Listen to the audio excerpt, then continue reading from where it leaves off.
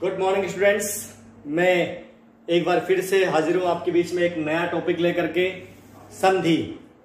और जैसा कि अभी लॉकडाउन चल रहा है और ऐसी व्यवस्था नहीं बैठ पा रही कि हम क्लास में आकर के से पढ़ाएं, इसलिए मैंने आपके लिए एक निष्कर्ष निकाला है कि मैं आपको कुछ वीडियो के लिंक डाल दूंगा जो दैनिक रूप से डाले जाएंगे और आप इसको आराम से पढ़ भी सकते हैं और इसमें हर चीज आपको मैं लिख करके दूंगा ताकि आप उसे लिख भी सकते हैं। तो आइए बात करते हैं हमारे टॉपिक संधि की। विद्यार्थियों, संधि शब्द की व्युत्पत्ति होती है। व्युत्पत्ति का अर्थ होता है कि बना कैसे बना। किसी भी चीज का निर्माण करने के लिए हमें यह पता होना चाहिए कि इसमें क्या क्या चीज काम में ली गई है या कैसे कैसे ये बना है। तो संधि शब्द की व्युत्पत्ति सम उपसर्ग दुधांग धातु अर्थात धा धातु, इसमें क्योंकि लोप हो जाता है, जैसा कि मैंने आपको क्लास में भी बताया है कई बार, और कितिन प्रत्यय अर्थात की प्रत्यय से मिलकर के एक शब्द बना है जिसे हम संधि कहते हैं। संधि शब्द की एक परिभाषा है जिसे कहा जाता है वर्ण संधानम संधि। इसका अर्थ मैं आपको आगे बताऊंगा। संधि की पाणिनि महोदय के द्वारा भी एक परिभाषा दी गई जिसे कहते हैं परः सन्निकर्ष संहिता। वर्ण संधानम संधि, जैसा कि हमने यहाँ पे लिखा था वर्ण संधानम संधि।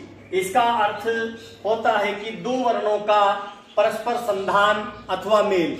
जब दो या दो से अधिक वर्ण आपस में जाकर के एक जगह जब जाकर के मिल जाते हैं तो एक नए वर्ण का वो उत्पत्ति करते हैं, एक नए वर्ण का निर्माण करते हैं, उसे ही संधि कहा जाता है। आगे हम चलते हैं। पाणिनि जी ने कहा पर सन्निकर्ष संहिता। पाणिनि महोदय ने कहा पर सन्निकर्ष संहिता। इसका अर्थ होता है कि दो पर सन्निकर्ष बहुत अधिक निकटता, किसकी? दो वर्णों की अत्यंत निकटता, बहुत ज्यादा निकटता जब होती है तो उसमें भी एक नया विकार उत्पन्न होता है, उसे ही संधि कहते हैं। इस हिसाब से ये दोनों परिभाषा एक ही परिभाषा को बताती है, एक ही निष्कर्ष पर लेकर जाती है कि दो वर्ण या दो से अधिक वर्ण अधिक है और उनका परस्पर मेल हुआ है, नया विकार उत्पन्न हुआ है, तो वहां वो संधि कहलाएगी। हम बात करते हैं संधि के भेद।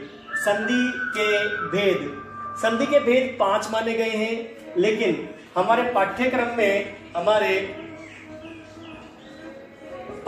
में 3 भेदों का उल्लेख है और वो 3 भेद हैं। पहला अच संधि, जिसको हम स्वर संधि भी कहते हैं। आपने पढ़ा होगा, सुना होगा, और अगर क्लास में आप बैठे हैं और क्लास में ध्यान लगाया तो आपने देखा भी होगा कि अच संधि को स्वर संधि क्यों कहते हैं, इसका भी मैंने कारण बताया है।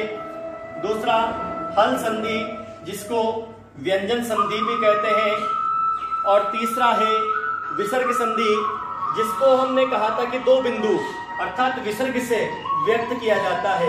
ये व्यक्त करने का है, अर्थात जहां पर 2 बिंदु लगे होंगे वो विसर्ग संधि मानी जाती है। अब हम आगे जो देखने के लिए जा रहे हैं वो मैं आपको बता देता हूं। आइए बोर्ड पे ध्यान दीजिए। हमने 3 भेद पढ़े, अच अर्थात स्वर, हल, विसर्ग। उसमें सबसे पहले हम पढ़ रहे हैं अच संधि के बारे में।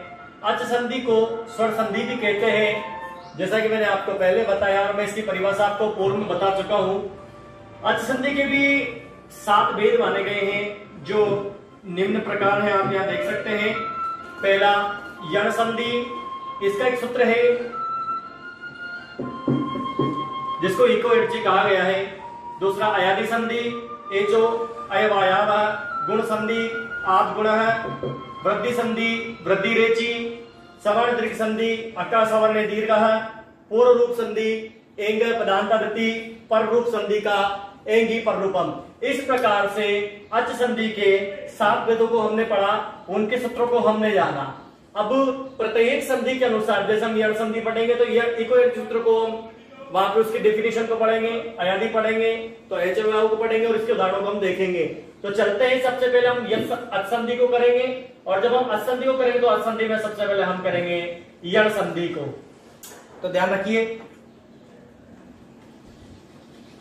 यण संधि का मतलब होता है इको एनची। एक जैसे कि हमने कहा कि भाई हम एक्सप्लेन कर रहे हैं इको एनची, एक प्रत्याहार, यण प्रत्याहार और अच्छी बोलता है स्वर, वो भी असमान स्वर।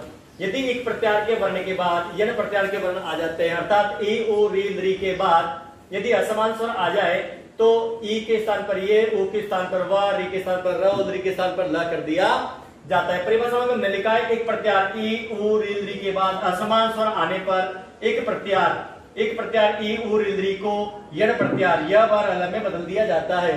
हम यहाँ उदाहरण देखते हैं अति प्लस उत्तम। अब हमने जब इसको अलग किया तो इसमें निकला अ त ई प्लस उत्तम। तो यहाँ पर ये ई आया, पीछे असमान स्वर आया तो हमने ई को यह किया, पीछे असमान स्वर है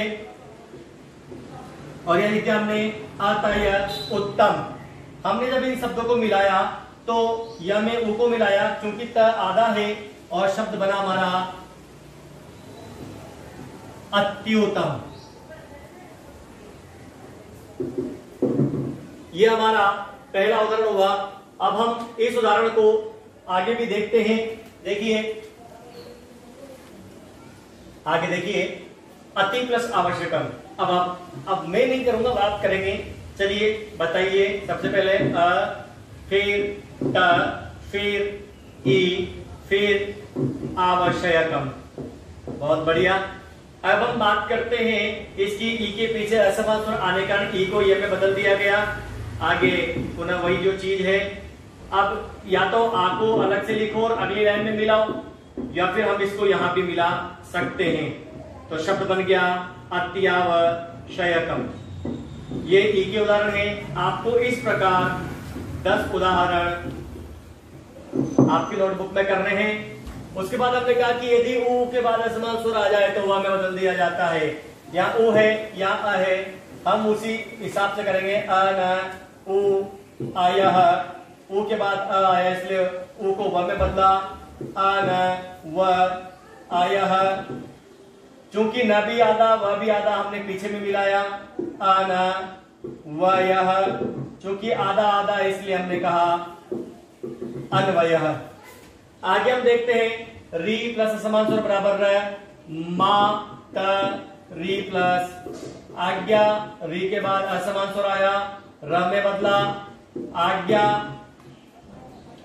मा तर। चूंकि मा त और र और फिर आ, तो त और र मिलके शब्द का निर्माण होता है, उसको हम त्र कहते हैं। और फिर आ मिलाया, शब्द बना मात्रा गया। एक उदाहरण हम और देखेंगे जिसमें हमने आपको बताया था कि ली के बाद असमान स्वर आ जाए तो यहां पे ल बनता है। जैसे ली प्लस अनुबंध है, ली प्लस अनुबंध बराबर शब्द हुआ ल नु बंध। और इसके साथ ही हमने यण संधि के जो महत्वपूर्ण नियम थे उनको आपको बताया। आपको अपनी नोटबुक में प्रत्येक नियम अनुसार 10 उदाहरण करने हैं। और यदि आपको कोई उदाहरण समझ में नहीं आता है तो आप कमेंट्स बॉक्स में जाकर के आप उस उदाहरण को लिखें, हम आपको उसका उत्तर अवश्य बताएंगे। धन्यवाद।